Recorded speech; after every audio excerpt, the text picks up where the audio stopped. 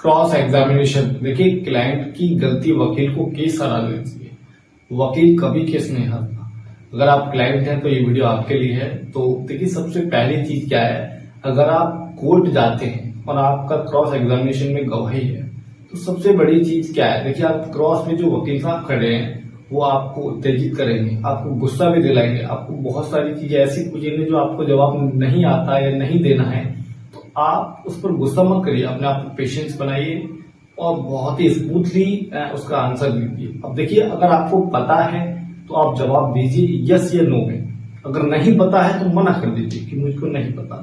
अब सबसे पहली चीज क्या है, देखिए सबसे पहली चीज ये है कि आपको जितना हो सके शॉर्ट आंसर देना है, यस या नो में आंसर देना है। अगर आप अपने आंसर को लेंथली बनाएंगे और ज्यादा बोलेंगे, आपको लगता है कि मैं थोड़ा एक्स्ट्रा बोलूंगा तो वकील साहब थोड़े मुझसे वो हो जाएंगे।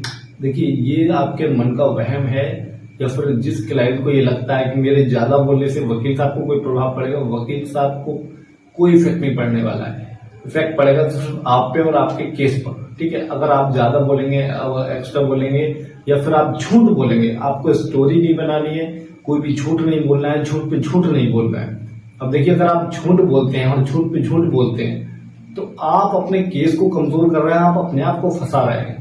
क्योंकि अगर आप झूठ बोलेंगे तो क्रॉस पे खड़े वकील साहब आपसे ऐसी ऐसी चीजें, इतनी डीप चीजें पूछेंगे कि आप उस पर जवाब नहीं दे पाएंगे। और आपने अगर 3-4 अपनी पत्रावली, मतलब कि आपने अपने मुकदमे से डिफरेंट अगर 3-4 चीजें बताई, समझ लीजिए आपका केस 2 मिनट में खत्म हो जाएगा।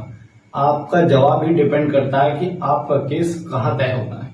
तो देखिए, आपको स्टोरीज नहीं बनानी है, झूठ नहीं बोलना है। अगर आपको जितना पता है बताइए, नहीं पता मना कर दीजिए। तो आपको जितना हो सके शॉर्टली आंसर देना है। आपको अपने आप पर नियंत्रण बनाए रखना है, गुस्सा नहीं करना है।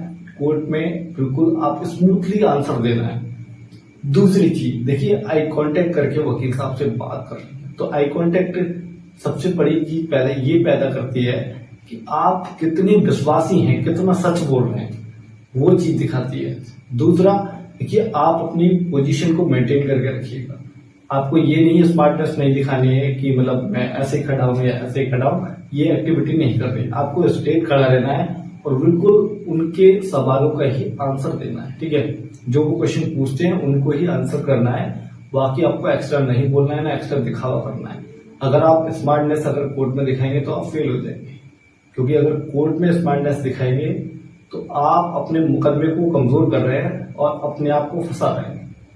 तो कोर्ट में आप ये दिखावा नहीं करिएगा और एक्स्ट्रा नहीं बोलिएगा और झूठ मत बोलिएगा। यही क्लाइंट की जीत है।